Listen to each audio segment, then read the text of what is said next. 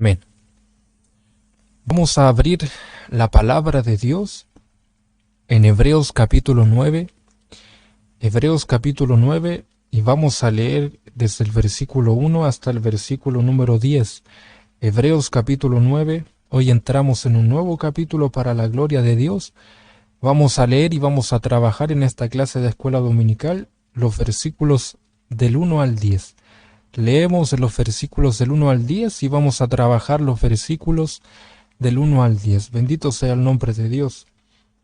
Y el texto sagrado se encuentra en Hebreos capítulo 10. Hebreos capítulo 10. Vamos a leer dos versículos, versículo número 19 y versículo número 20.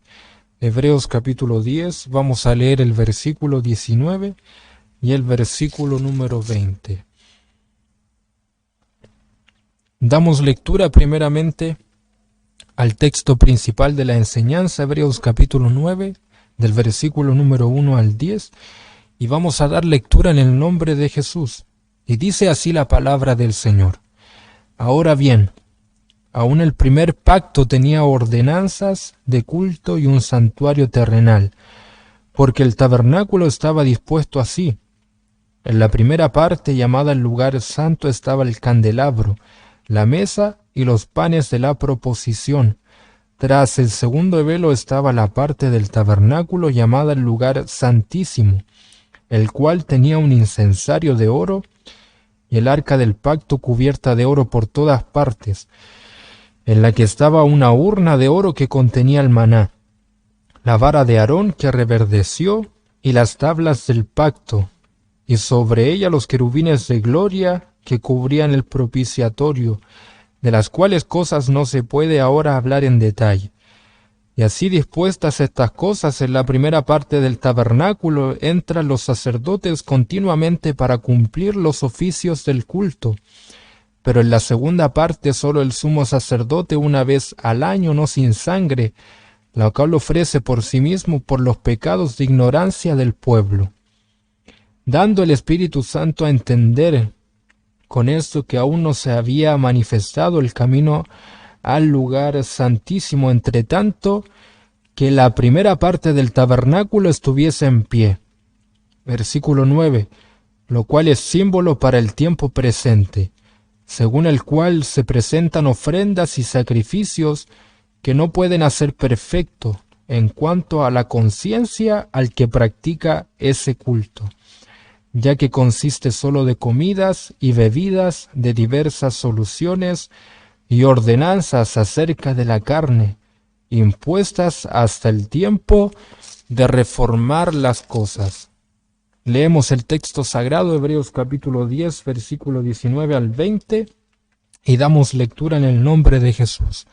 Así que, hermanos, teniendo libertad para entrar en el lugar santísimo por la sangre de Jesucristo, por el camino nuevo y vivo que Él nos abrió a través del velo, esto es, de su carne.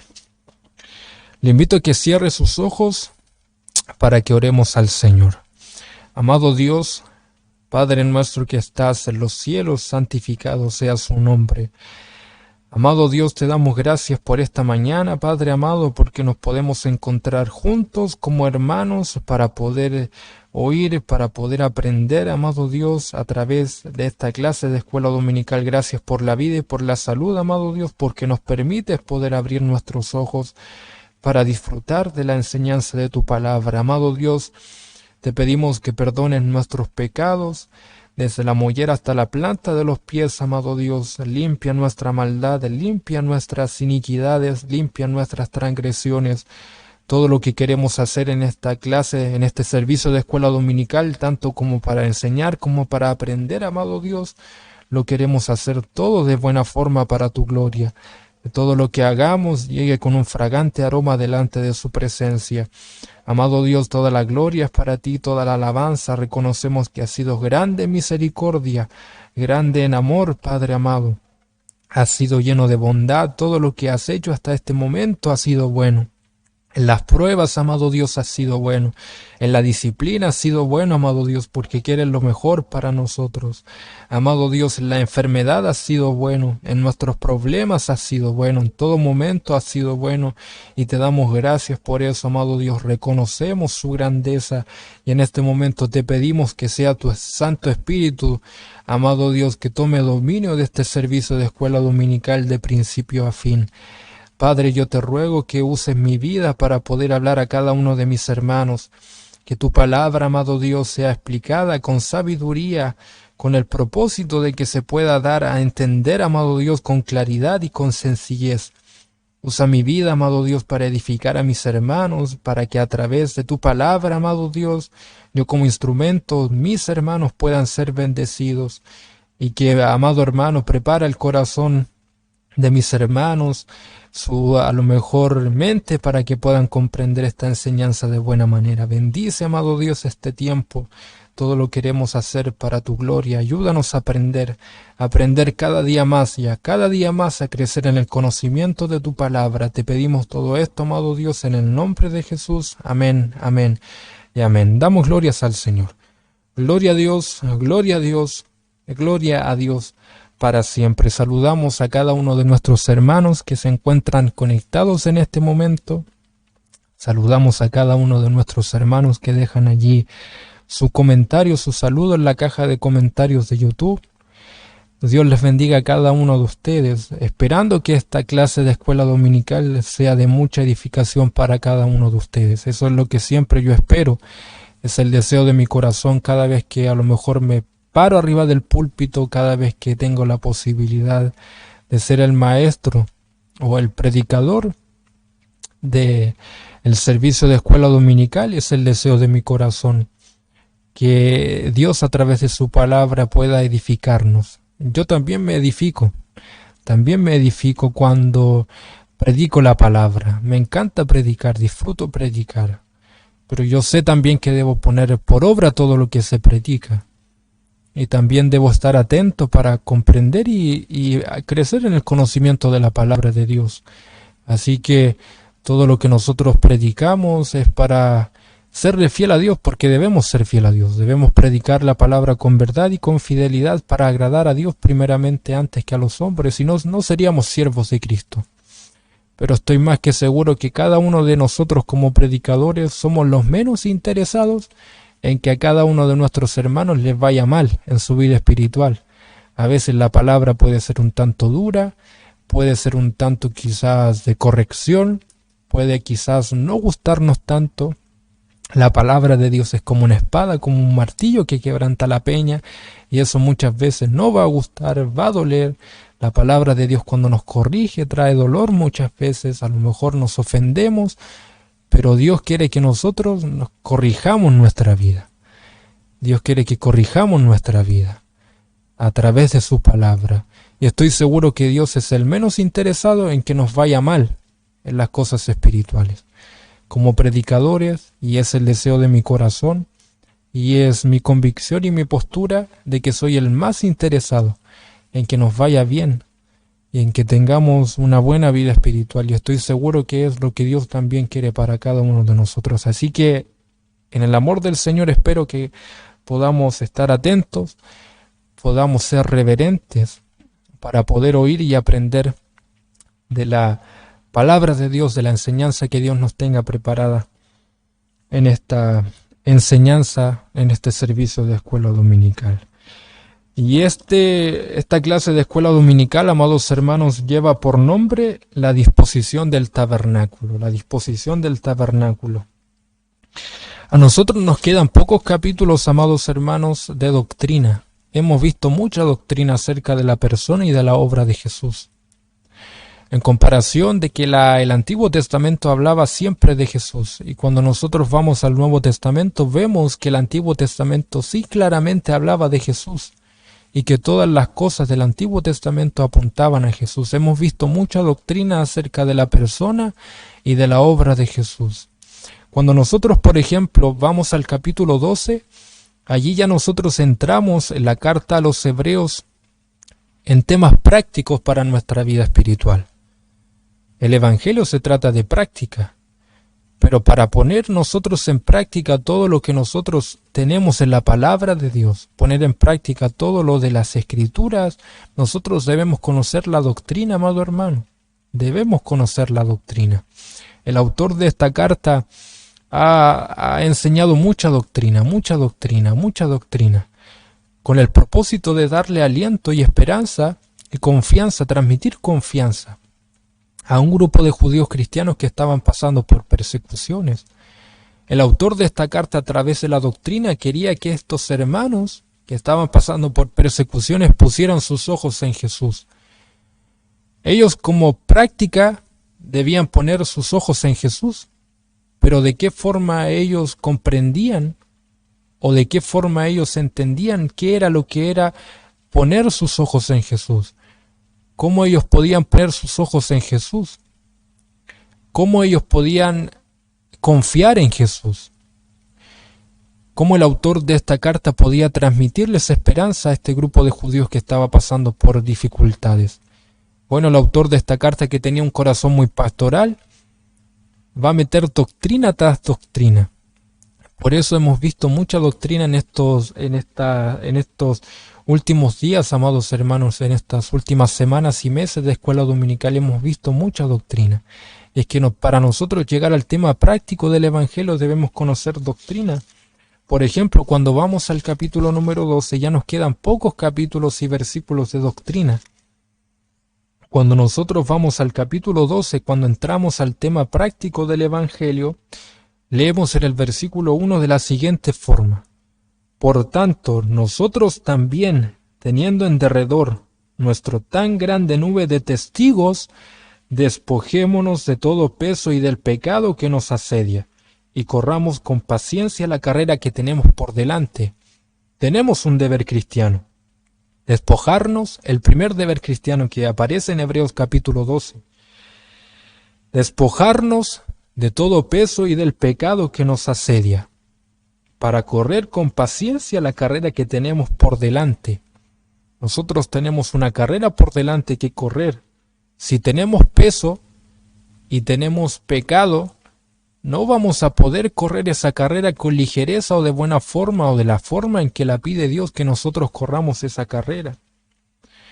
¿Y de qué forma nosotros podemos despojarnos del peso y del pecado para correr la carrera? Versículo número 2. Puestos los ojos en Jesús. Y allí está la clave, amado hermano, del Evangelio. Nosotros, para luchar en contra del pecado, debemos poner nuestros ojos en Jesús.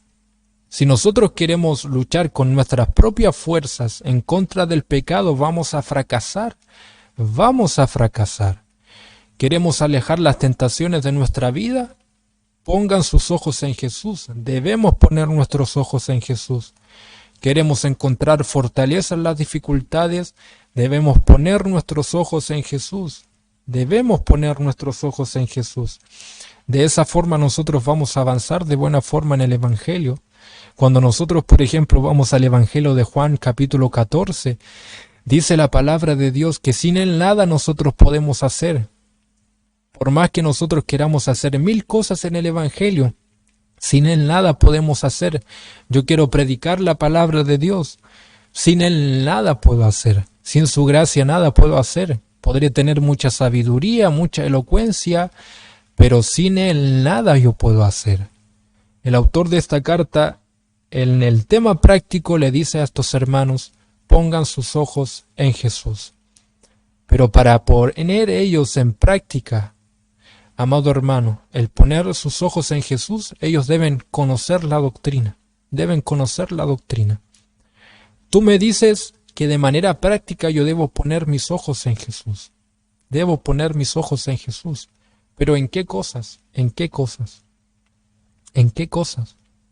Yo voy a poner mis ojos en Jesús. Y cuando yo conozco la doctrina, cuando yo sé lo que hemos visto en estas clases anteriores, cuando yo sé que Jesús es sumo sacerdote, que está sentado a la diestra de Dios, en el reino de los cielos, intercediendo por el pueblo de Dios, a favor de Dios, a favor del pueblo de Dios, intercediendo en sus oraciones, amados hermanos, cuando nosotros comprendemos que Jesús es sumo sacerdote, De esa forma nosotros ponemos nuestros ojos en Jesús. Yo pongo mis ojos en Jesús porque yo sé que Jesús es sumo sacerdote. Y eso va a traer como consecuencia confianza a mi vida. Porque yo sé que como Jesús es fiable, digno de confianza y es sumo sacerdote que permanece para siempre y que intercede por nosotros en nuestras oraciones delante de Dios a favor del pueblo, delante de Dios a favor de nosotros, delante de Dios, yo tengo la seguridad de que Jesús va a oír mis oraciones y va a interceder delante de Dios por mí. Eso trae confianza a mi vida. Hemos visto que en Jesús tenemos mejores promesas. En el Antiguo Testamento habían promesas, pero nosotros en el Nuevo Testamento, bajo el Nuevo Pacto, tenemos mejores promesas. Cuando yo pongo mis ojos en Jesús, de manera práctica, ya conociendo lo doctrinal, yo sé que en Jesús, si yo pongo mis ojos en Jesús, tengo mejores promesas en Jesús. Y eso va a transmitir confianza y esperanza a mi vida. Y podríamos dar miles de ejemplos más. Pero para nosotros poner en práctica eso de poner nuestros ojos en Jesús, debemos conocer la doctrina. A veces la doctrina, amados hermanos, puede ser un tanto tedioso para nosotros, pero es importante conocerlo, es importante conocer doctrina. Nosotros queremos conocer la obra de Jesús, la persona de Jesús, los atributos de Dios, que es el Evangelio, debemos conocer la doctrina. Y para eso debemos ir a la palabra de Dios. Qué triste es cuando las personas y los cristianos ven la palabra de Dios como algo tedioso, como algo aburrido.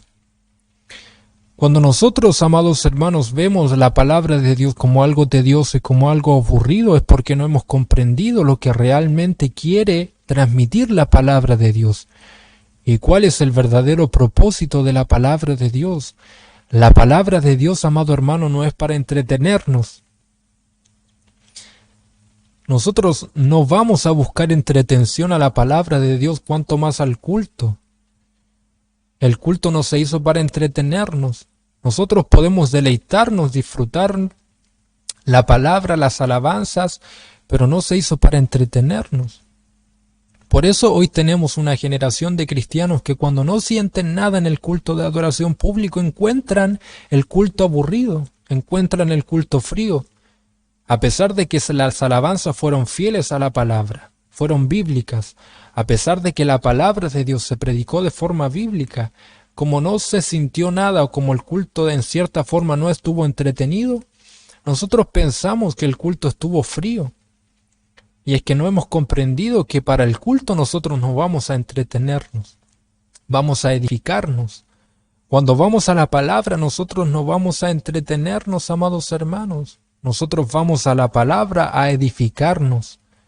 Vamos a la palabra, amados hermanos, para que Dios nos enseñe, instruirnos, edificarnos. Dios nos disciplina a través de la palabra, nos instruye en justicia. Nos corrige, nos alienta, nos da fortaleza. Ese es el propósito de la palabra de Dios, de la predicación de la palabra. No, nosotros no vamos a la palabra de Dios para entretenernos. La palabra de Dios no es un cómic, no es una revista, no es un diario. La palabra de Dios no hizo para que nosotros nos entretengamos. La palabra de Dios se hizo para nuestra edificación, para nuestra corrección, para nuestra fortaleza. Cuando nosotros vamos a la doctrina, vemos todo eso. Vemos algo tedioso, muy tedioso. Vemos algo muy tedioso. Y debe ser un motivo de gozo cuando nosotros vamos a la palabra de Dios, amados hermanos. Vamos a la palabra de Dios. Debe ser un motivo de gozo cuando nosotros vamos a la palabra de Dios. A pesar de que a lo mejor nosotros conocemos durante mucho tiempo algún pasaje en específico, algún pasaje de Romanos, de cualquier libro de la Biblia, por más interiorizado que nosotros lo tengamos a lo largo de los años en el Evangelio, por más que nosotros lo conozcamos, debería ser un motivo de gozo, no debería ser algo tedioso. Yo ya conozco este pasaje, qué aburrido, qué tedioso. Por eso hay personas que buscan y buscan y buscan revelaciones frescas, revelaciones nuevas. sabiendo que la palabra de Dios es la profecía segura que nosotros tenemos. Es la profecía más segura que nosotros tenemos en estos tiempos. La palabra de Dios permanece para siempre. Y por más que un pasaje para nosotros sea repetitivo o lo tengamos interiorizado, debe ser un motivo de gozo el ir a ese pasaje, que Dios nos hable a través de ese pasaje, a pesar de que se repita, a pesar de que nosotros lo conozcamos. Bendito sea el nombre de Dios. Por ende, cuando nosotros vamos a la palabra de Dios, debemos conocer doctrina, y no debe ser tedioso. Y nosotros debemos recordar, y espero que no sea tedioso, porque esto yo lo he venido repitiendo durante muchas clases. Y esto es importante que nosotros lo podamos ir interiorizando en nuestra retina, en nuestra mente, para ir comprendiendo de mejor manera cada pasaje que nosotros tenemos en la carta de los Hebreos. Nosotros no tenemos versículos aislados, separados entre sí. Cada versículo, cada capítulo de esta carta lleva un hilo conductor. Y eso es algo que nosotros debemos entender. Y debemos recordar, y que no sea tedioso para nosotros, debe ser un motivo de gozo el que nosotros recordemos siempre lo mismo, porque Dios nos habla y debe ser un motivo de gozo. Debemos recordar, amados hermanos, antes de entrar al pasaje, nosotros debemos recordar que había un grupo de judíos cristianos, lo acabo de decir, que estaba pasando por persecuciones. Había otro grupo de judíos no cristianos que estaban presionando a este grupo de judíos cristianos para volverse a las antiguas costumbres judías, sin comprender que la salvación nosotros la tenemos en Jesús.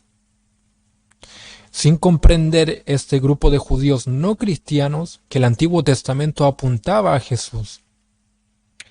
Y este grupo de judíos cristianos que tenían la presión de sus hermanos, de su grupo de judíos, quizás de las costumbres que ellos conocían, como ellos tenían la presión, corrían el grave peligro de volverse a las antiguas costumbres del Antiguo Testamento, sabiendo, vuelvo a repetir, que todo apuntaba a Jesús. Si ellos se volvían a las antiguas costumbres judías, le daban la espalda a Jesús, se volvían de Jesús, iban a tomar la peor decisión de su vida. Y el autor de esta carta quiere darles a entender que el Antiguo Testamento hablaba de Jesús. Por eso el tema principal de esta carta es la superioridad de Jesús en comparación con el Antiguo Testamento. Y sobre todo, amados hermanos, cuando nosotros vamos al Antiguo Testamento, está lleno de pasajes que hablan de un Mesías prometido. Y ese Mesías prometido que iba a traer salvación, nosotros lo encontramos en el Nuevo Testamento. Allí nosotros encontramos al Mesías prometido en la persona y en la obra de Jesús. Van a correr un grave peligro. Van a tomar la peor decisión de su vida si se vuelven atrás, si se vuelven al antiguo pacto. Moisés, para ustedes era importante, los profetas, los ángeles, el tabernáculo de reunión, los sacrificios del Antiguo Testamento. Todo lo que se presenta en el Antiguo Testamento quizás para ustedes era importante, pero todo apunta a Jesús. No vuelvan su espalda a Jesús. Tenemos mejores promesas en Jesús, una mejor esperanza. Confíen, confíen, confíen. ¿Y cómo el autor de esta carta podía transmitirle esas mejores promesas, esa mejor esperanza y confianza? Sobre todo transmitirle confianza en un proceso tan difícil para ellos. Él lo único que podía hacer era darle argumentos de que todo el Antiguo Testamento apuntaba a Jesucristo. Por eso nosotros vemos mucha doctrina. La carta a los Hebreos, amados hermanos, habla mucho de que Jesús era el camino a la salvación en el Nuevo Testamento. El Mesías prometido nosotros lo teníamos en el Nuevo Testamento. Lo del Antiguo Testamento era sombra y figura de la persona de Jesús, de las mejores promesas celestiales eternas que nosotros tenemos y vamos a tener en el Nuevo Testamento. Bendito sea el nombre de Dios. Y nosotros, amados hermanos,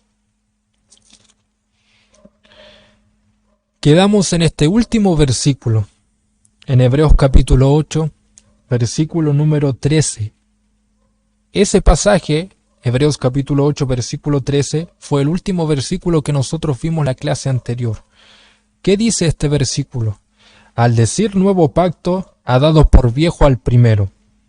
Y lo que se da por viejo y se envejece, está próximo a desaparecer. Hebreos capítulo 8, versículo 6. Pero ahora tanto mejor ministerio es el suyo, cuanto es mediador de un mejor pacto establecido sobre mejores promesas. En eso nosotros quedamos. En eso que nosotros quedamos. Hemos visto varios argumentos de que el Antiguo Testamento apuntaba a Jesús a través de Moisés, comparar a Jesús con Moisés, comparar a Jesús con el sacerdocio levítico, comparar a Jesús con los profetas, con los ángeles, y ahora nosotros hemos visto otro argumento. El autor de esta carta comenzó a comparar el antiguo pacto con el nuevo pacto, y que el antiguo pacto se ha dado por viejo, y que hoy nosotros nos encontramos en un nuevo pacto. Y en ese nuevo pacto, el mediador de ese nuevo pacto es Jesús. Y tenemos mejores promesas en ese nuevo pacto que es en Jesús. Esa es la comparación que hace para darle confianza a este grupo de judíos cristianos que estaban pasando por persecuciones. Bendito sea el nombre de Dios. Y es en el capítulo número 9 de Hebreos, versículo 1, es que nosotros entramos a la enseñanza de esta clase de escuela dominical.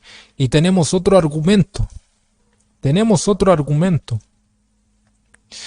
Yo les voy a presentar que en el Antiguo Testamento había un tabernáculo de reunión donde se encontraba la presencia de Dios, donde se hacían rituales y sacrificios, donde se realizaba el culto de adoración a Dios.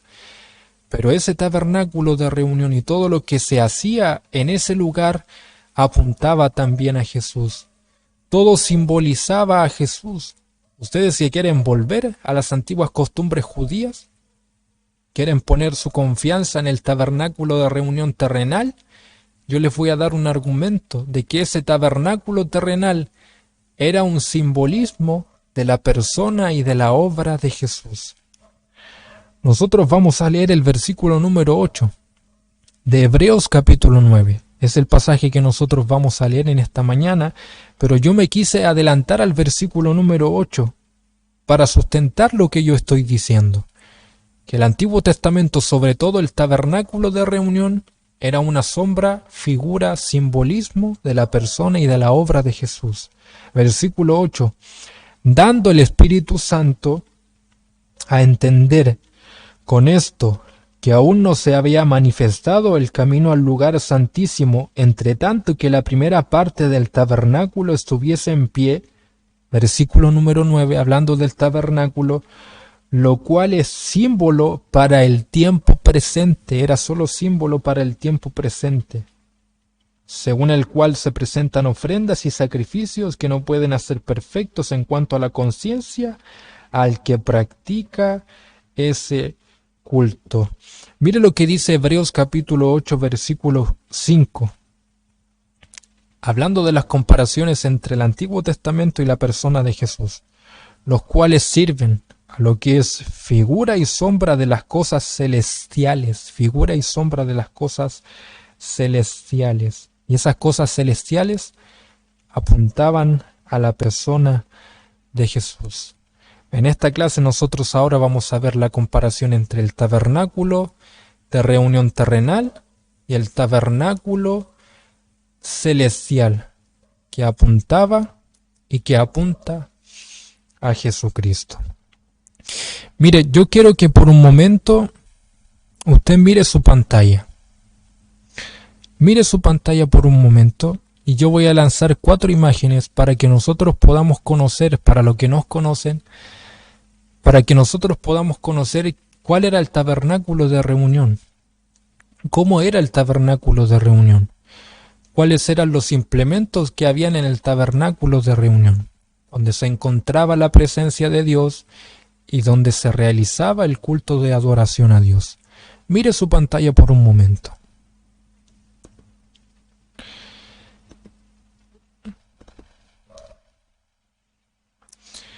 Voy a lanzar la primera imagen, que es el tabernáculo de reunión, cómo se veía por fuera.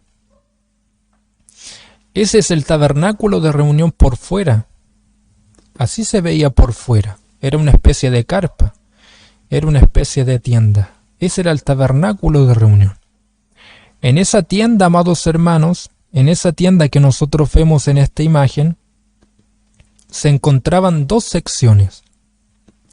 Segunda imagen, se encontraba el lugar santo y el lugar santísimo. El lugar santísimo era el lugar más sagrado de esta tienda, porque es allí donde descendía la presencia de Dios. Bendito sea el nombre de Dios. En el lugar santísimo se encontraba el arca del pacto, y es en ese lugar donde se simbolizaba la presencia de Dios, donde descendía la presencia de Dios. Es en el lugar santísimo, arriba sale el nombre lugar santísimo, que es casi ese cajoncito que se ve con ángeles arriba, con querubines y con varas. Ese es el arca del pacto. Allí descendía la presencia de Dios. Era el lugar más sagrado de esta tienda, y solo el sumo sacerdote podía entrar hasta este lugar. No podía entrar de cualquier forma. Debía entrar con ciertas regulaciones, porque si no entraba conforme a las regulaciones establecidas por Dios, era consumido por Dios. No se podía entrar de cualquier forma. Y en el lugar santo, nosotros cuando vamos a entrar a la tienda, corremos la cortina, no el velo, corremos la cortina, tenemos la primera sección que es el lugar santo. Y en el lugar santo nosotros encontramos el candelabro, la mesa y los panes de la proposición. Nosotros allí también encontramos el incensario, donde se presentaban las oraciones del pueblo de Dios, a favor del pueblo de Dios delante de Dios. Es en el lugar santo donde se encontraba el candelabro que alumbraba este lugar, los panes de la proposición, se encontraba el incensario. En el lugar santo y en el lugar santísimo había un velo. En esas dos secciones estaba dividida por un velo. Y ese velo simboliza la carne de Jesús. Solo el sumo sacerdote podía correr ese velo y entrar al lugar santísimo donde se encontraba la presencia de Dios. Hemos visto clases anteriores que cuando el tabernáculo de reunión, sobre todo el velo, apuntaba a Jesús en el Nuevo Testamento, Jesús rompe este velo. Jesús saca este velo. Y ya no solamente el sumo sacerdote tiene el privilegio de entrar hasta este lugar, a entrar a la presencia de Dios. Como Jesús corre el velo, que es su carne, por su sacrificio, Él corre este velo y cualquier persona que sea hijo de Dios puede entrar a la presencia de Dios a cualquier hora, en cualquier lugar, en cualquier momento, arrodillados, parados, nosotros podemos entrar a la presencia de Dios. Por eso que en Jesús tenemos mejores promesas. ¿Dónde nos conviene mirar, amados hermanos? ¿Volver al mundo o siempre poner nuestros ojos en Jesús? ¿Dónde nos conviene mirar? ¿Nos conviene en las dificultades apartarnos de Jesús? ¿O nos conviene permanecer en Jesucristo? ¿Tenemos acaso mejores promesas en el mundo o tenemos mejores promesas en Jesús? ¿Dónde están puestos tus ojos ahora, amado hermano? ¿Están puestos en Jesús o están puestos en el mundo? ¿Te quieres volver al mundo? No hay nada bueno en ese lugar. Por más que el mundo quiera ofrecer cosas y aparente felicidad y gozo y paz, por más cosas que quiera entregar que puedan ser deleitosas para nuestra carne, eso va a traer consecuencias para nuestra vida. Nosotros encontramos solamente cosas malas en el mundo. Por más que el mundo quiera aparentar entregar cosas buenas, el evangelio puede ser un tanto difícil, complicado, pero tenemos mejores promesas. Tenemos mejores promesas. Y en las dificultades nosotros tenemos quizás la protección de Dios, la provisión de Dios, y nosotros tenemos promesas eternas y celestiales, espirituales, no tenemos promesas terrenales. A pesar de que Dios igual nos protege en este lugar, nos cuida, nos sustenta, nos da abrigo, nos da alimento, nosotros disfrutamos del Evangelio. Nuestras mejores promesas se encuentran en la eternidad. ¿Dónde están puestos nuestros ojos? ¿Dónde nos conviene mirar? ¿Al mundo? ¿A las antiguas costumbres que nosotros teníamos en el mundo? ¿O nos conviene poner nuestros ojos en Jesús? A este grupo de judíos cristianos que estaban pasando por persecuciones, ¿dónde les convenía poner sus ojos? ¿En las antiguas costumbres judías? ¿O les convenía poner sus ojos en el nuevo pacto? En ese nuevo pacto que estaba establecido sobre mejores promesas y que ese mediador de ese nuevo pacto apuntaba a Jesús. ¿Dónde les convenía a ellos poner sus ojos? Bendito sea el nombre de Dios. Vamos con la tercera imagen. Ya viendo el tabernáculo de reunión por fuera, viendo las secciones, ahora nosotros vamos a ver los implementos que se encontraban primero en el lugar santo. Y era la primera sección. En el lugar santo, allí nosotros tenemos al sumo sacerdote trayendo de alguna forma al incensario las ofrendas, las oraciones del pueblo de Dios. Abajito tenemos el candelabro que alumbraba el lugar santo, y allí en la esquinita frente al candelabro, es de 6 brazos, nosotros tenemos la mesa y los panes de la proposición. Bendito sea el nombre de Dios. Esos eran los implementos que se encontraban en el lugar santo. Vamos con la última imagen, la cuarta imagen, y vamos al implemento más importante que se encontraba en el lugar santísimo, que es el arca del pacto. Es allí, en los querubines que nosotros vemos de frente, es en ese lugar donde se encontraba la presencia de Dios. Y que el sumo sacerdote, vuelvo a repetir, no podía entrar de cualquier forma. Otra cosa, dentro de ese arca del pacto se encontraba el maná y se encontraba la vara de Aarón que reverdeció. Esa historia nosotros la encontramos en el Antiguo Testamento. También nosotros encontramos los mandamientos de la ley mosaica en ese lugar. Bendito sea el nombre de Dios. Quería mostrar estas imágenes para que nosotros pudiéramos conocer, para los que no conocíamos, el tabernáculo de reunión y sus implementos y sus secciones. Bendito sea el nombre de Dios. Hebreos capítulo 9.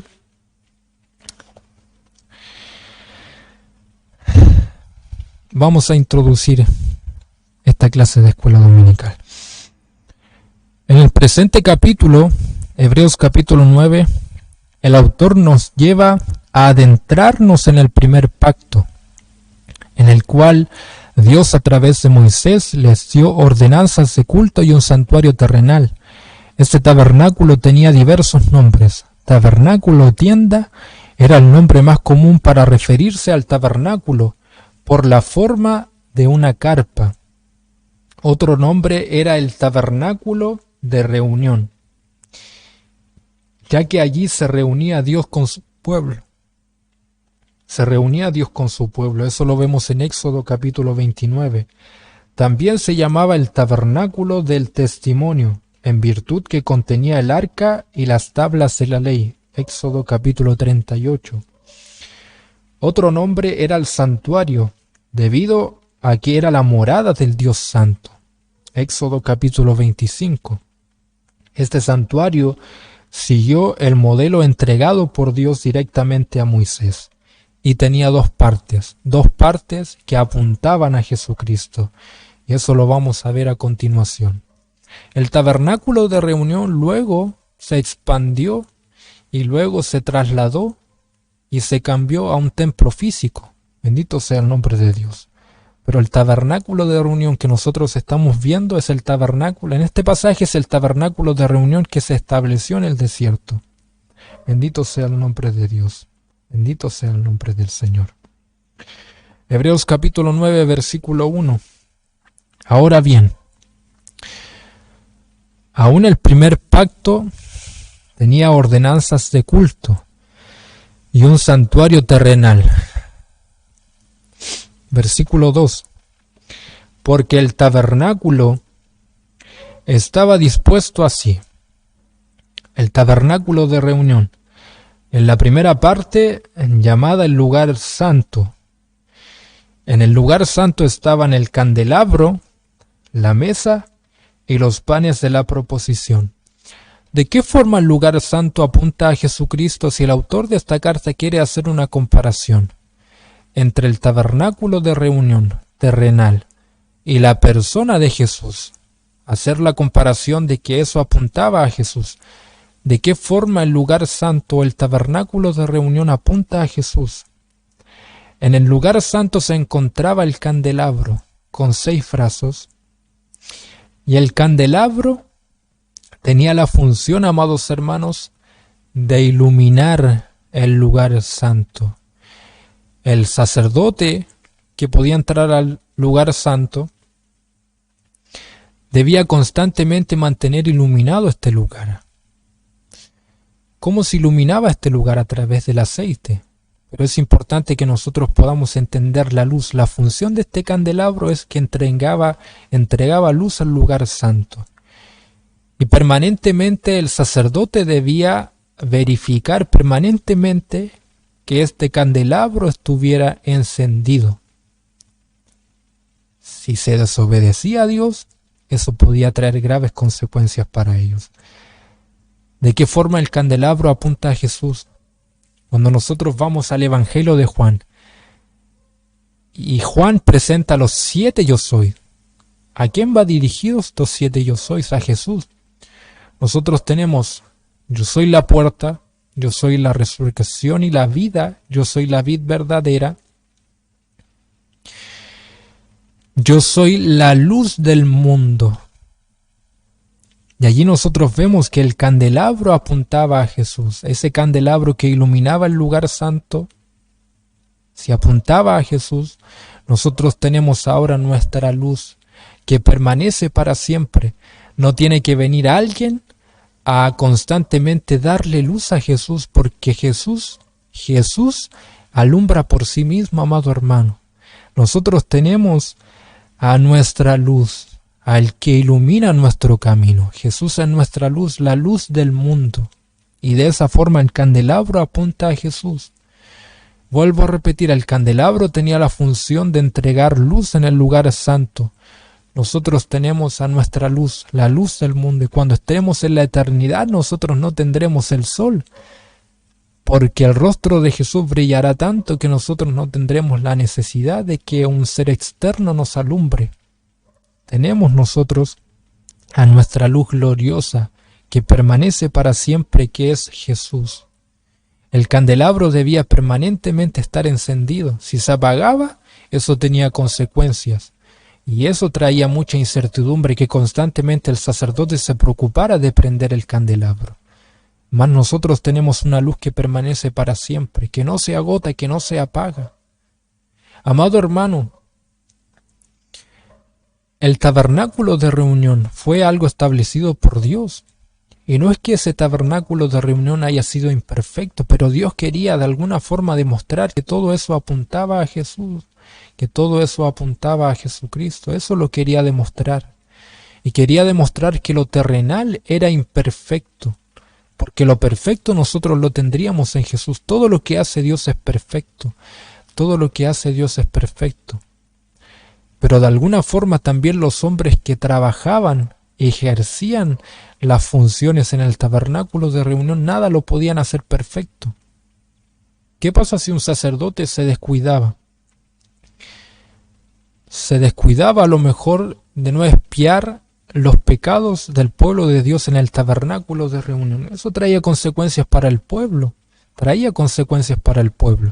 Dios hizo todo perfecto, mas los hombres que trabajaban en este lugar eran imperfectos, se podían equivocar y eso traía mucha incertidumbre. Dios levanta un tabernáculo celestial que es la persona de Jesús, levanta un candelabro celestial y con mejores promesas que las encontramos en la persona de Jesús. Vuelvo a repetir, ¿dónde nos conviene mirar?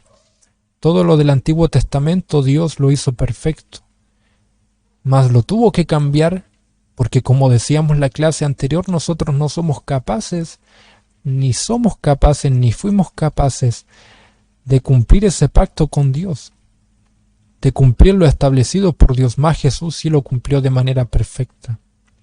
Nosotros vemos una historia en el Antiguo Testamento. En el tabernáculo de reunión, en el lugar santísimo, no podía entrar cualquier persona, solo el sumo sacerdote, Nadab y Abiú, que eran los sacerdotes de Aarón. Los hijos de Aarón, que eran sacerdotes, más bien digo, entraron a este lugar de cualquier forma, pasaron por alto los estándares de Dios, los mandamientos de Dios, los estatutos de Dios, y fueron consumidos por Dios. Yo les doy una ordenanza y lo primero que hacen es pecar delante de mi presencia. Yo los voy a consumir. Yo los voy a consumir. Tenemos un corazón tan rebelde que Dios tuvo que dar por cambiado el Antiguo Testamento. Ya el ser humano no se iba a poder salvar por sus obras.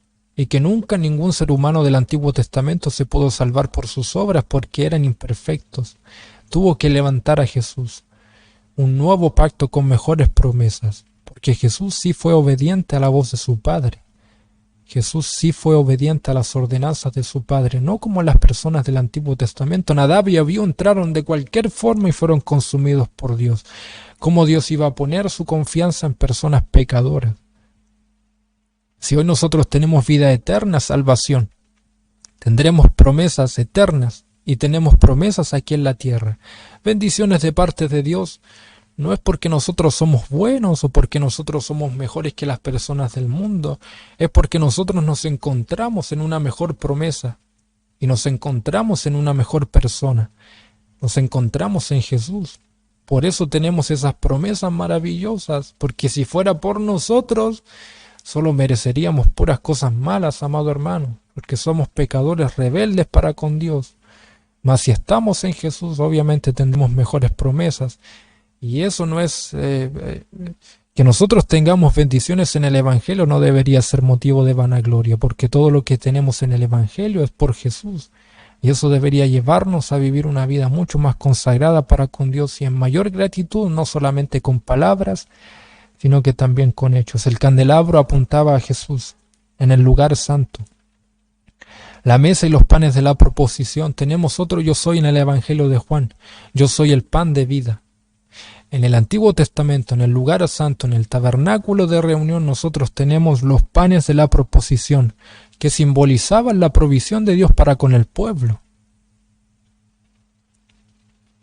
Pero si nosotros tenemos panes físicos, obviamente a nosotros nos dará hambre. Nos dará hambre. Somos imperfectos y débiles, por ende, siempre vamos a tener hambre si nosotros consumimos panes físicos. Eso generaba también mucha incertidumbre en el Antiguo Testamento. Mas nosotros, en el Nuevo Pacto, tenemos a nuestro pan de vida. El que me come, nunca más tendrá hambre. Cuando Jesús en algún momento también se encuentra con la mujer samaritana, también ella le dice, Jesús le dice a ella, yo tengo sed, dame un poco de agua. Ella le dice, yo no te puedo dar agua por este momento. Mas Jesús le dice, claro, yo puedo tomar de esta agua, tú puedes tomar de esta agua que vas a sacar de este pozo, pero siempre tendrás sed. Mas yo te voy a dar un agua que va a saciar tu sed por siempre, nunca más tendrás sed. Agua viva. Nosotros tenemos un agua viva. Tenemos un agua viva y si consumimos de esa agua nunca tendremos sed. Nosotros tenemos un pan de vida en el nuevo pacto que es a nuestro Señor Jesucristo. Y si nosotros nos alimentamos de ese pan nunca más tendremos hambre, nunca tendremos hambre. ¿Dónde nos conviene mirar? Los panes de la proposición apuntaban a Jesucristo. Vamos a saltar versículos porque de alguna forma el Espíritu Santo quiso de cierta forma mezclar un poquito los versículos para nosotros ordenarlos. Vamos a saltar un par de versículos para llevar un poco más ordenado este pasaje. La Escritura es inspirada por Dios perfecta, amados hermanos. Por algo el Espíritu Santo la ordenó de esa forma. Pero yo de cierta forma, para que no perdamos el hilo de lo que se encontraba en el lugar santo y las funciones que se encontraban en la primera parte en el lugar santo, voy a saltar al versículo número 6. Estamos viendo primeramente lo que se encontraba en el lugar santo. Versículo 6. Y así dispuestas estas cosas, en la primera parte del tabernáculo, que es el lugar santo, entran los sacerdotes continuamente para cumplir los oficios del culto. Los oficios del culto. Ya nosotros vimos el lugar santo. Ahora nosotros vamos a ver en los versículos que siguen, vamos a entrar y vamos a ver el lugar santísimo, que se encontraba en ese lugar. Pero antes de eso, en el lugar santo, en ese lugar estaba el candelabro, la mesa y los panes de la proposición. En esta primera parte entran los sacerdotes continuamente para cumplir los oficios del culto. Lo veíamos y lo leíamos en el versículo número 6. ¿Cuáles eran estos oficios? Ya vimos que había 3 muebles. El candelabro tenía 7 brazos. Yo dije que tenía 6 brazos, tiene 7 brazos, no conté el del medio. Conté solo los que tenía en la orilla. Pero el candelabro tenía 7 brazos. 7 brazos. Y debía alumbrar el lugar santo. Era tarea de los sacerdotes mantener el aceite para que la luz no se apagara y estuviera permanentemente alumbrando. Bendito sea el nombre de Dios. Luego la mesa y los panes de la proposición. Los sacerdotes debían poner 2 rumbas de 6 panes cada una, recordando de esta manera la mayordomía de los bienes y que era Dios el que proveía el alimento de cada día para el pueblo de Dios. Una vez a la semana debían cambiar el pan por otro fresco. Esto es importante que lo podamos aclarar. En el lugar santo se podía entrar una vez a la semana para cambiar el pan por otro fresco. En el lugar santo se podía entrar muchas veces. En el lugar santísimo, que lo vamos a ver más adelante, se podía entrar una sola vez, una vez al año, y solo el sumo sacerdote. Bendito sea el nombre de Dios. En el lugar santo, una vez a la semana debían cambiar el pan fresco, el pan de la proposición, por otro fresco. Acá no se menciona, pero también estaba el altar del incienso, donde los sacerdotes debían mantener encendido permanentemente encendido, y donde llevaban y llegaban con un incensario para figuradamente presentar las oraciones del pueblo a Dios.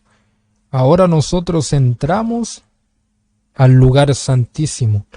Versículo número 3. Tras el velo, estaba la parte del tabernáculo, llamada el lugar santísimo, el lugar más sagrado de esta tienda que se encontraba en el tabernáculo de reunión. Versículo 4, el cual tenía un incensario de oro y el arca del pacto, cubierta de oro por todas partes, en la que estaba una urna de oro que contenía el maná, la vara de Aarón que reverdeció y las tablas del pacto, y sobre ella los querubines de gloria que cubrían el propiciatorio, de las cuales cosas no se puede ahora hablar en detalle. Esto es glorioso lo que nosotros vamos a ver en este momento, amados hermanos. Porque cuando nosotros vamos al texto sagrado de esta escuela dominical, dice la palabra de Dios en el texto sagrado, Hebreos capítulo 10, versículo 19 y 20, hermanos, teniendo libertad para entrar en el lugar santísimo por la sangre de Jesucristo, por el camino nuevo y vivo que Él nos abrió a través del velo, esto es, de su carne. Cuando Jesús se sacrificó, de cierta forma su carne fue rasgada. El velo fue rasgado, nosotros eso lo vemos en Mateo. Un velo, amado hermano, que no se podía romper con facilidad. No se podía romper con facilidad. Tenía una dureza extremadamente severa, amados hermanos, por decirlo así. No se podía romper con cualquier cosa. Detrás del velo, en el lugar santísimo, solo podía entrar el sacerdote a interceder delante de Dios por el pueblo de Dios, a favor del pueblo de Dios. Si el pueblo pecaba delante de los ojos de Dios, el sumo sacerdote podía entrar una vez al año en el día de la expiación, donde se encontraba el arca del pacto en el lugar santísimo después del velo. El sumo sacerdote podía entrar a ese lugar para aplacar la ira de Dios por el pecado del pueblo. Si el pueblo de Dios quería recibir el perdón de Dios, el sumo sacerdote debía entrar al lugar santísimo y ofrecer sacrificios.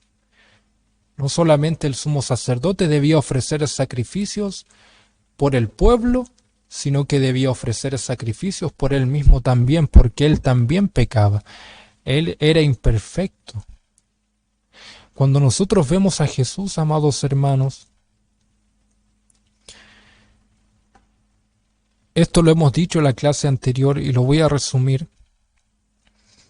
Jesús corre ese velo y ahora todo hijo de Dios puede entrar a la presencia de Dios. Mire, el sumo sacerdote no podía entrar de cualquier forma. Debía entrar con vestimentas conforme a lo que Dios había establecido en Levítico, una serie de ordenanzas. Nosotros vemos una serie de ordenanzas en Levítico. El sumo sacerdote debía vestir de la manera que Dios le había pedido. Debía entrar con campanas. ¿Cuál era el propósito de esas campanitas que llevaban en las vestimentas los sumos sacerdotes? Eso lo vamos a decir más adelante. Se debían purificar. Los sumos sacerdotes se debían purificar, se debían lavar externamente, no podían entrar de cualquier forma. Si entraban con pecados o de cualquier forma, Dios los consumía inmediatamente en ese lugar. No podían entrar de cualquier forma a la presencia de Dios. ¿Y para qué eran las campanitas? Esto yo lo aprendí por primera vez con un pastor. Nunca lo había conocido. Y luego investigando las funciones que se hacían en el tabernáculo de reunión, yo confirmé que esto era así. El sumo sacerdote entraba con campanas porque él de alguna forma debía dar señales de vida dentro del lugar santísimo. Si el sumo sacerdote entraba de cualquier forma a la presencia de Dios, Dios lo consumía, ese sumo sacerdote caía a tierra, por ende, como había falta de movimiento, las campanas no iban a sonar. El pueblo de Dios afuera del tabernáculo de reunión, afuera de la tienda, estaban atentos con una cuerda. El sumo sacerdote se debía amarrar una cuerda a la cintura, porque si Dios lo mataba en el lugar santísimo, el pueblo de Dios debía arrastrarlo. ¿Para qué eran las campanas? Vuelvo a repetir. El pueblo de Dios, ¿cómo podía saber que este hombre se encontraba vivo en el lugar santísimo? A través de las campanas. El pueblo de Dios escuchaba las campanas, escuchaba las campanitas que se colgaba en las vestimentas del sumo sacerdote. El pueblo de Dios escuchaba las campanas y al escuchar las campanas ellos sabían que el sumo sacerdote se encontraba con vida. ¿Qué pasa si el pueblo de Dios de alguna forma no escuchaba las campanas? El pueblo de Dios ya sabía que este hombre había muerto. Las campanas sonaban constantemente, amados hermanos. Dios hizo todo de manera perfecta. Todo de manera perfecta. Las campanas sonaban constantemente y el pueblo de Dios debía estar atento a ese sonido, a ese movimiento de campanas. Cuando las campanas se apagaban y cesaba el sonido, el pueblo de Dios comprendía que este hombre estaba muerto. Y esa cuerda que estaba amarrada en la cintura del sumo sacerdote la debían arrastrar. La debían arrastrar. El sumo sacerdote no podía entrar de cualquier forma. No podía entrar de cualquier forma. Y hoy nosotros entramos a la presencia de Dios de cualquier forma, amado hermano. Entramos de cualquier forma a la presencia de Dios, sobre todo en el culto, por ejemplo. sobre todo en el culto. Nosotros sabemos que Dios no se encuentra morando en templos hechos por manos humanas, eso lo sabemos. Pero cada vez que el pueblo de Dios se reúne en un edificio, en un templo, nosotros sabemos que la presencia de Dios se encuentra en medio de su pueblo. Dios es omnipresente. Y cuando el pueblo se reúne, Dios se encuentra en ese lugar. Y eso parece que no lo hemos comprendido. Porque llegamos al culto de cualquier forma. No me refiero a la vestimenta quizás, porque Dios conoce la situación de cada persona. Pero me refiero a la condición que nosotros llegamos del corazón. Con las motivaciones que nosotros llegamos al culto de adoración. A nuestras actitudes que nosotros, las cuales llegamos al culto de adoración público. Al momento de la palabra estamos conversando. Al momento de la palabra estamos con nuestros teléfonos celulares, siendo sumamente irreverentes, amados hermanos. Si estuviéramos en el antiguo pacto, estoy seguro que si estuviéramos en el culto de adoraciones, todos seríamos consumidos. Vivimos en un tiempo, amados hermanos, de tanta irreverencia para con Dios, y lo digo también por mí, porque a veces se nos olvida que estamos delante de la presencia de Dios y que no podemos entrar de cualquier forma. Si bien todo lo que nosotros tenemos en el Evangelio es por gracia, amados hermanos, no significa que la gracia, que vivamos en la gracia, podamos llegar de cualquier forma al culto. Tocamos un instrumento por gracia, pero no podemos tocarlo de cualquier forma. Llegamos a la iglesia a alabar a Dios a través de las alabanzas. No podemos alabar a Dios de cualquier forma. Y no me refiero, amado hermano, a quizás a levantar las manos, porque cada persona de alguna forma puede alabar a Dios en su corazón. Pero hay personas que al momento de la alabanza también comienzan a hacer burla de las alabanzas o tantas otras cosas. Nosotros estamos delante de Dios cantándole a Dios. En el momento de las oraciones, también en el culto de adoración público, en vez de estar orando el pueblo de Dios, sabiendo que estamos delante de la presencia de Dios, hacemos cualquier cosa. Hay un momento en que nosotros en el culto de adoración público conversamos con Dios.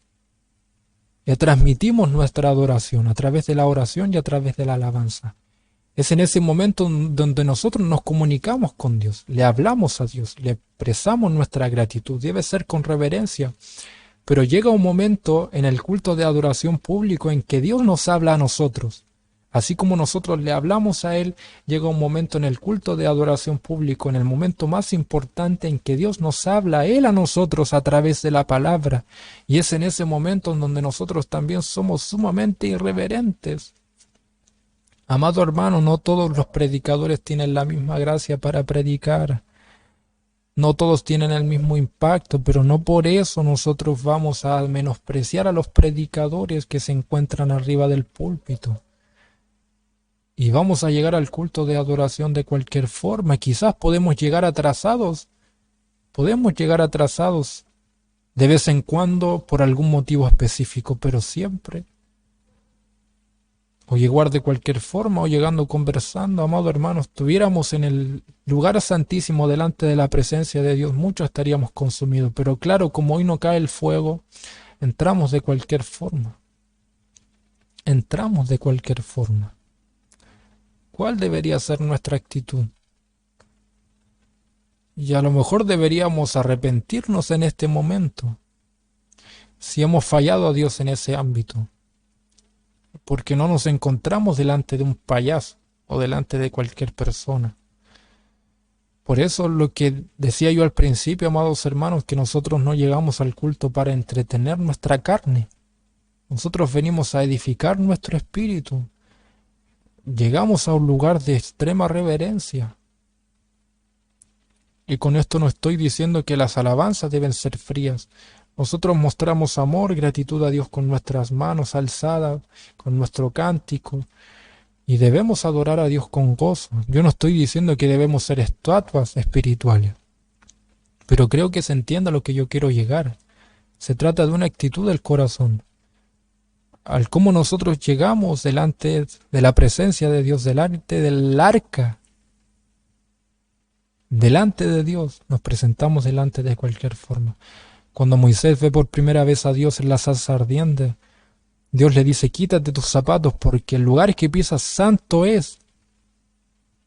Y Moisés comprendía que no se podía acercar a Dios de cualquier forma. Nadab y Abiú, vuelvo a repetir la historia, se acercaron delante de Dios de cualquier persona y Dios los consumió.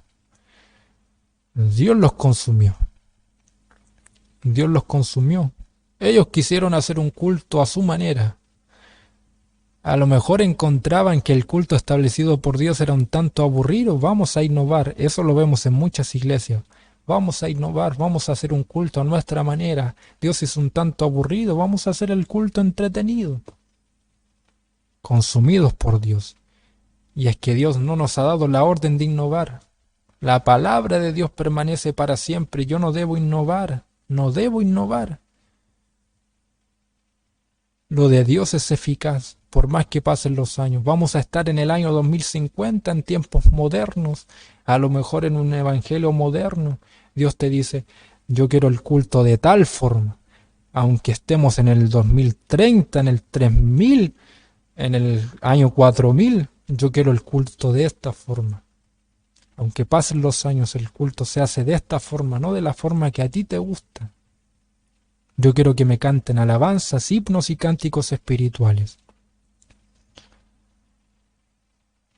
Si a ti te gusta un tipo de canción, bueno, ese es tu problema. Tú me vas a traer este tipo de alabanzas, aunque estemos en el año 4000 en tiempos modernos. La palabra se debe predicar de esta forma. La palabra no se hizo para que a ti te guste. La palabra se hizo para que tú la obedezcas y de esta forma se predica. Yo no te mandé a innovar.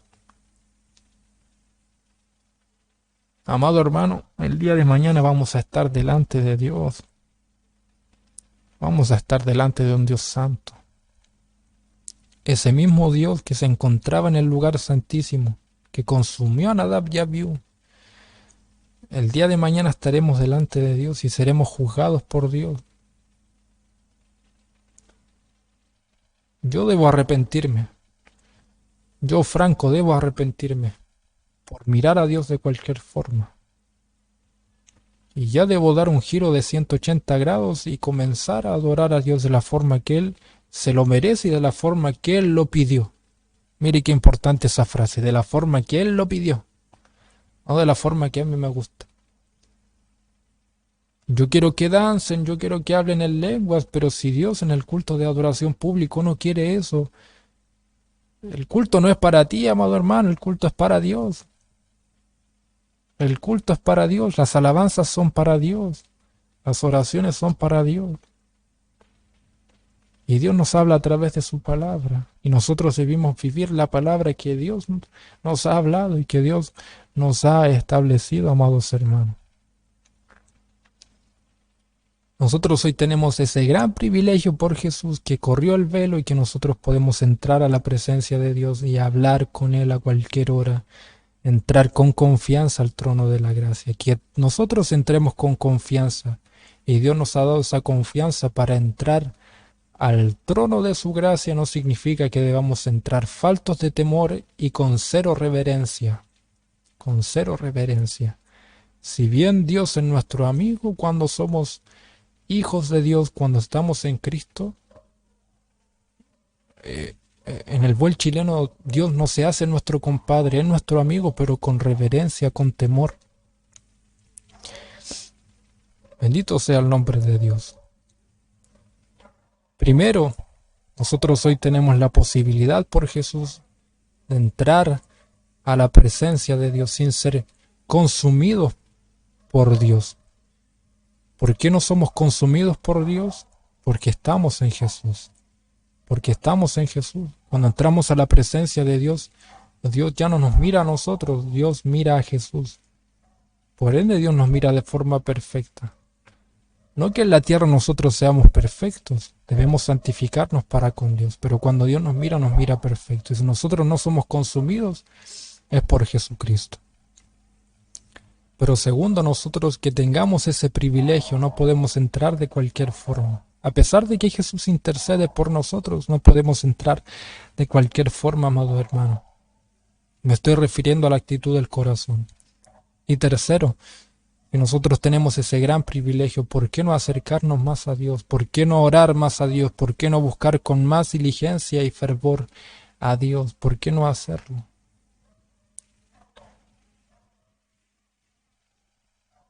Todo apuntaba a Jesucristo, el velo apuntaba a Jesús.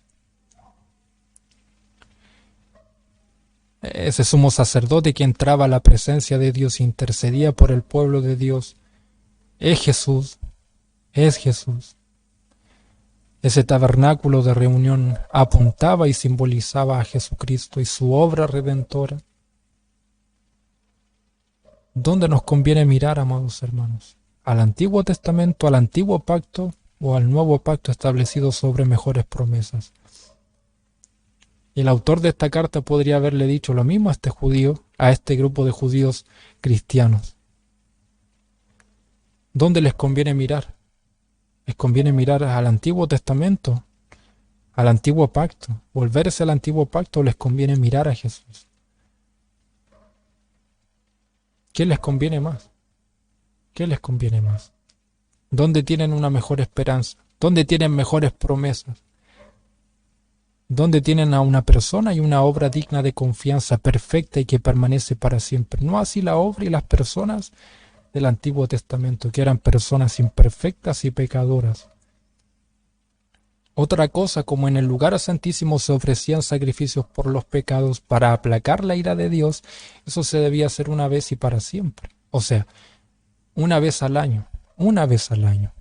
¿Qué pasa si no había sumo sacerdote para presentar sacrificios? Eso generaba mucha incertidumbre. Mas nosotros tenemos a un Jesús que como sumo sacerdote en sí mismo también es sacrificio en sí mismo. Y ese sacrificio permanece para siempre. No hay incertidumbre, porque ese sacrificio constantemente, cada microsegundo se encuentra vigente. El sacrificio de Jesús se encuentra vigente cada microsegundo.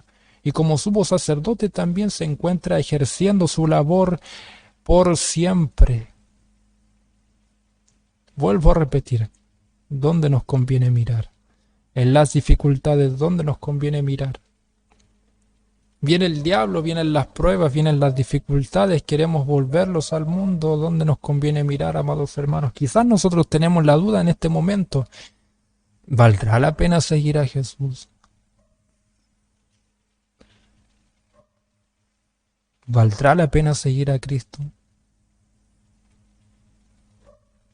¿Valdrá la pena? Hasta aquí, ¿valdrá la pena seguir a Jesús, amados hermanos? Creo con todo mi corazón que sí vale la pena seguir a Jesús, a pesar de todo lo que podamos vivir. En el lugar santísimo, la separación de estas dos partes era un velo, siendo esta segunda parte la más sagrada, el lugar santísimo, la cual tenía un incensario de oro y el arca del pacto cubierta de oro por todas partes, en la que estaba una urna de oro que contenía el maná, la vara de Aarón que reverdeció y las tablas del pacto, y sobre ellos los querubines de gloria que cubrían el propiciatorio. En esta segunda parte, en el lugar santísimo, entra solo el sumo sacerdote una vez al año, no sin sangre, la cual ofrece por sí mismo y por los pecados de ignorancia del pueblo. Al lugar santísimo solo se entraba una vez al año, el día del perdón. Este lugar representaba la presencia inmediata de Dios. Por eso el sumo sacerdote debía presentar dos sacrificios, primero uno por él, y si sobrevivía, luego uno por todo el pueblo. Debemos recordar que dentro del vestuario del sumo sacerdote estaban las campanillas de granadas, las que avisaban de su movimiento dentro del lugar santísimo. ¿Cuál es la razón de poner la disposición del tabernáculo en esta argumentación? ¿Por qué el autor de esta carta quiere presentar el tabernáculo de reunión? Ya nosotros vimos lo que se encontraba en el lugar santo y en el lugar santísimo y cómo todo esto simbolizaba y apuntaba a Jesucristo. Bendito sea el nombre de Dios. Volvemos a repetir la pregunta. Y esta pregunta o esta respuesta nosotros las encontramos del versículo 8 al versículo número 10 del pasaje que nosotros hemos visto en esta mañana, Hebreos capítulo 9. ¿Cuál es la razón de poner la disposición del tabernáculo en esta argumentación? ¿Cuál es el propósito y la razón de que el autor de esta carta presente el tabernáculo de reunión? Lo dice claramente el autor del libro de Hebreos, versículo 8, dando el Espíritu Santo a entender con esto que aún no se había manifestado el camino al lugar santísimo, entre tanto que la primera parte del tabernáculo estuviese en pie. Vuelvo a repetir, dando el Espíritu Santo a entender con esto que aún no se había manifestado el camino al lugar santísimo.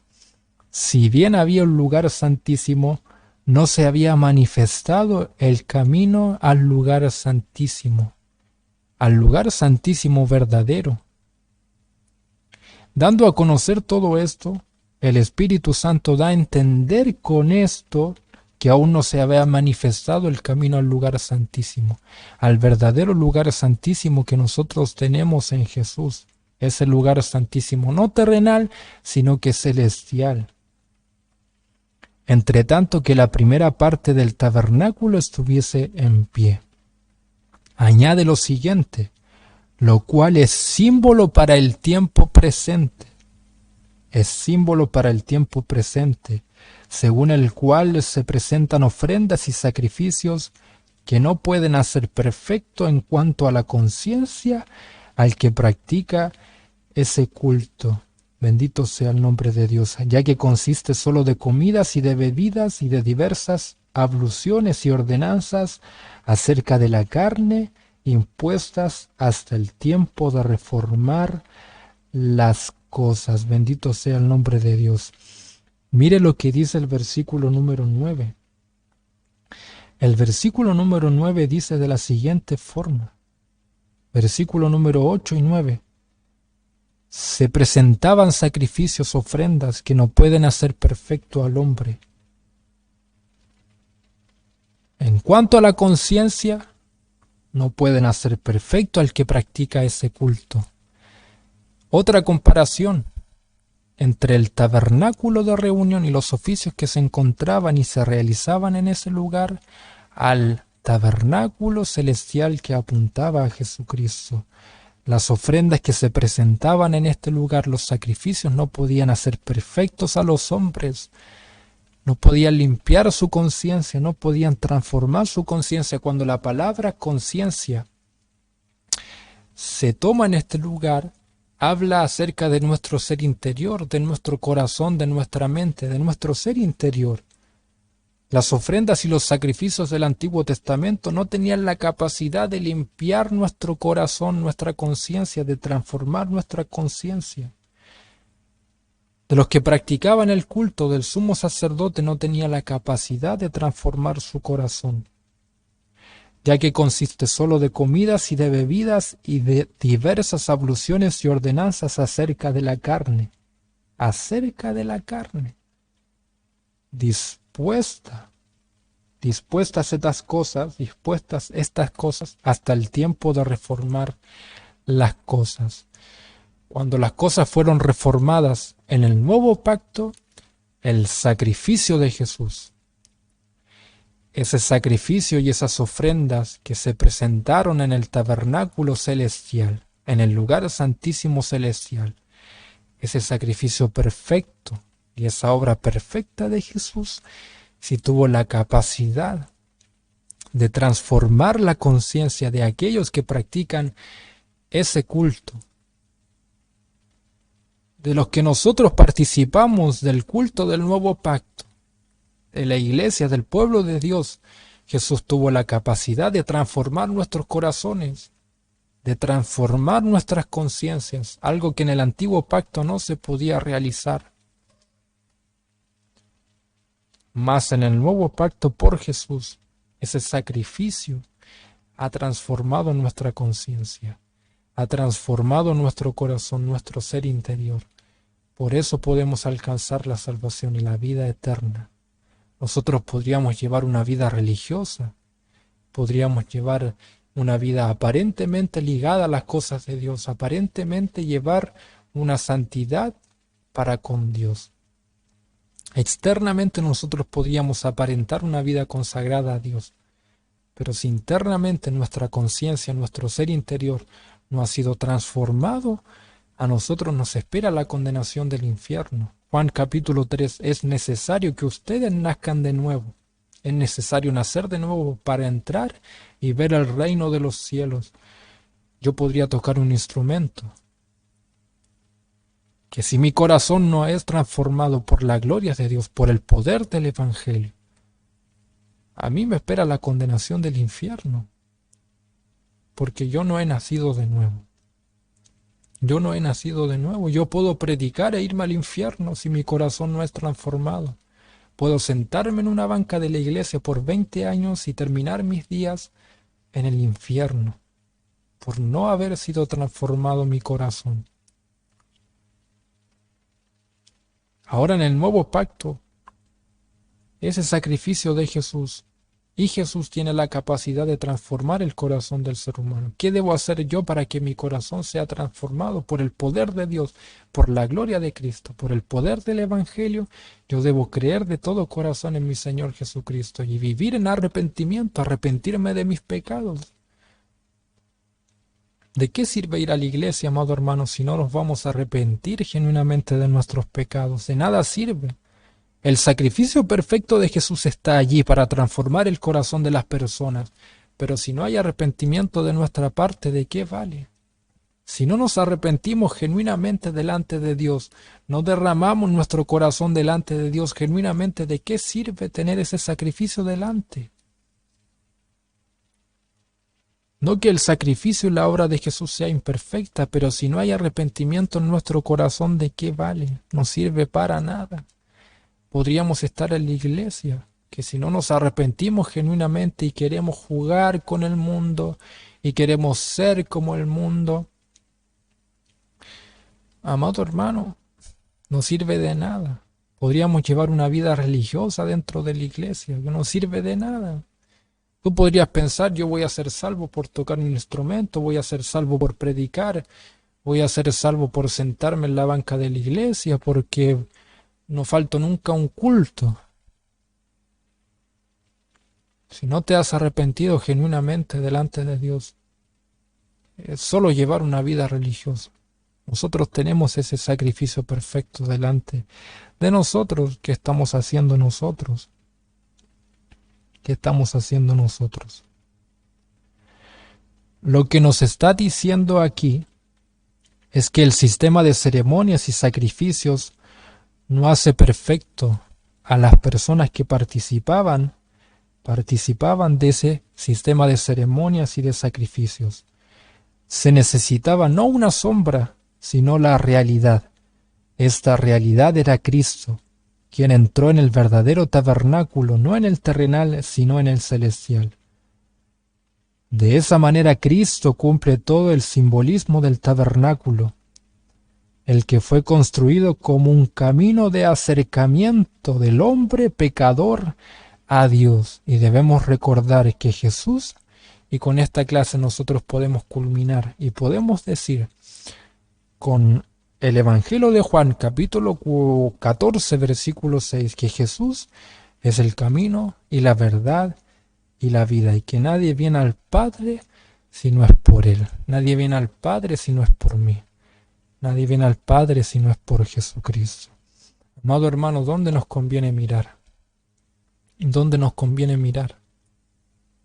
Y vuelvo a repetir lo último del versículo 10.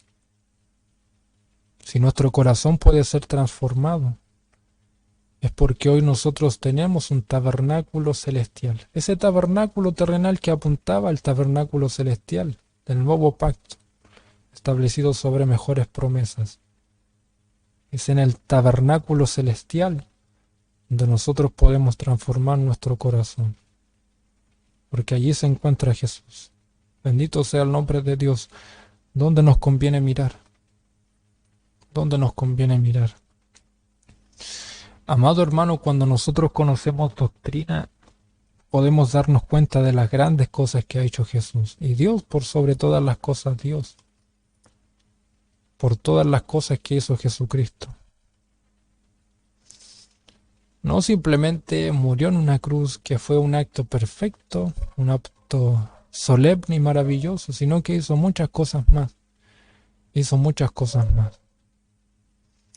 Y entre más conocimiento nosotros tenemos de las cosas que hizo Jesús, mayor gratitud deberíamos tener para con Él. Mayor gratitud para con Él, no solamente con palabras, sino que también con hechos. Tenemos mejores promesas en Jesús. Tenemos un nuevo pacto, establecido con promesas mucho más gloriosas que las del antiguo pacto. No teníamos ninguna, amado hermano, ninguna situación ni motivación, no tenemos ninguna excusa para darle la espalda a Jesús. No tenemos ninguna excusa, no tenemos ninguna excusa. Tenemos promesas gloriosas en Jesús y en medio de las dificultades eso debería darnos confianza. Debería darnos alegría, gozo y paz sabiendo que tenemos a un Jesús glorioso.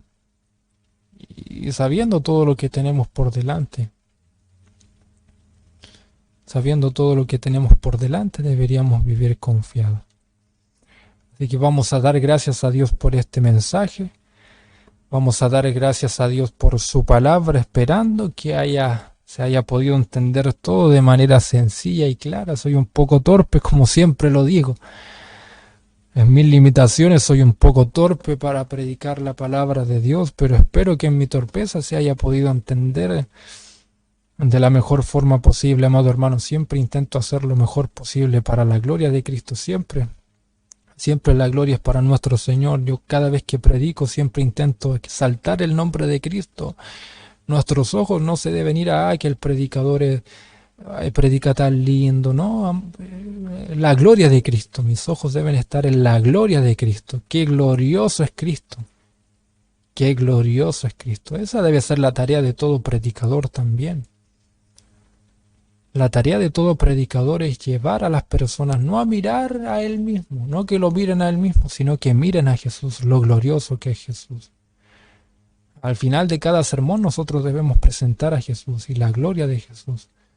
Claro, nosotros en cada sermón damos un tema práctico para que las personas lo pongan por obra, pero cometemos el grave error de que las personas pongan por obra esa predicación por sus propias fuerzas y nos olvidamos de un nombre glorioso y maravilloso que es Jesús. Los hermanos deben al final de cada predicación mirar a Jesús.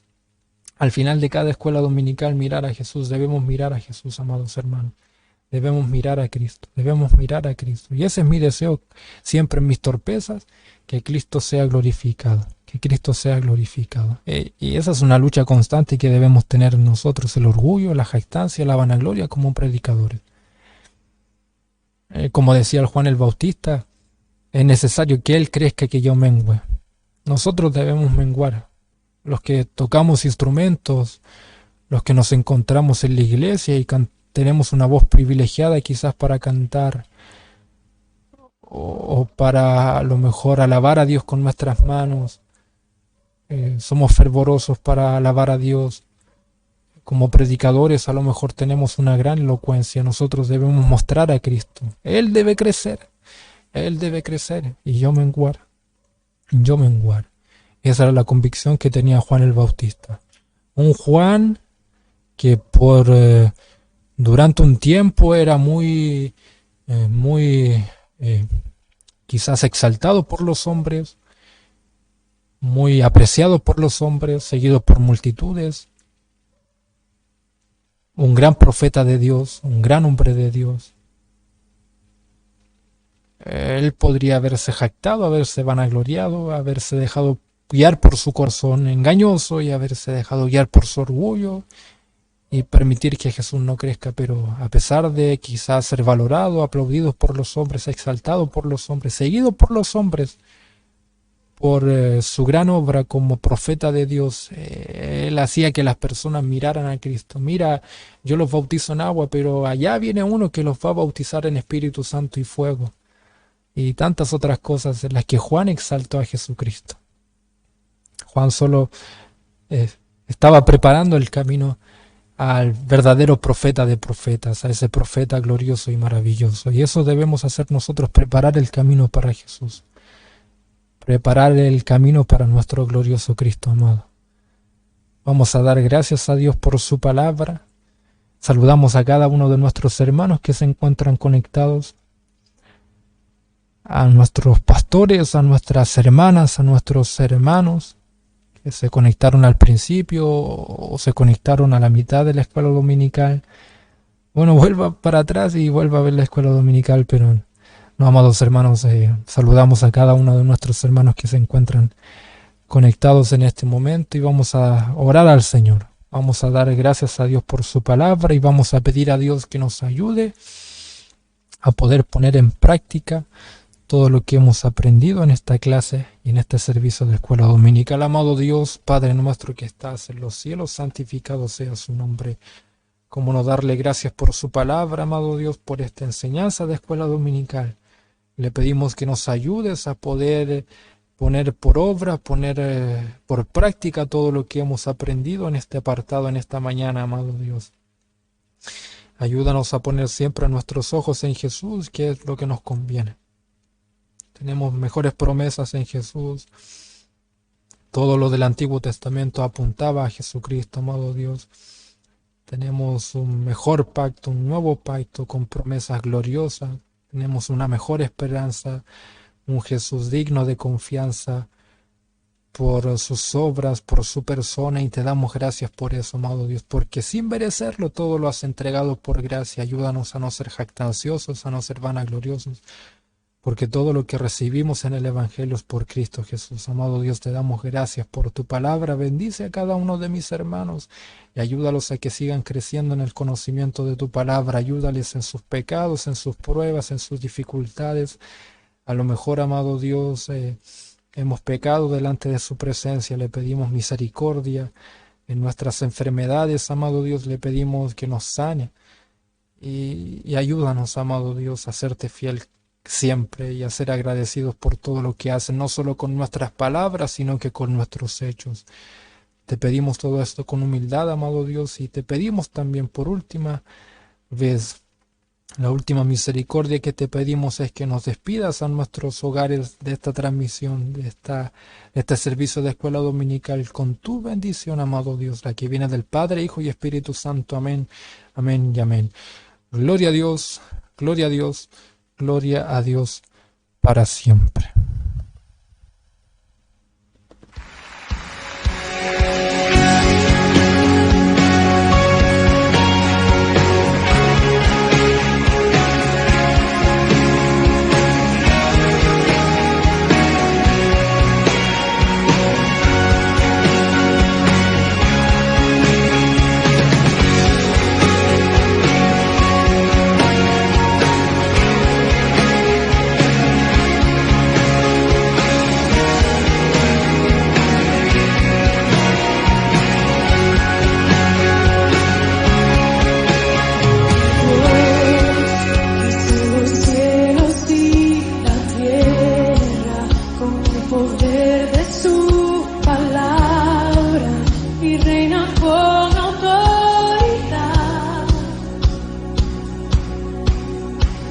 Dios.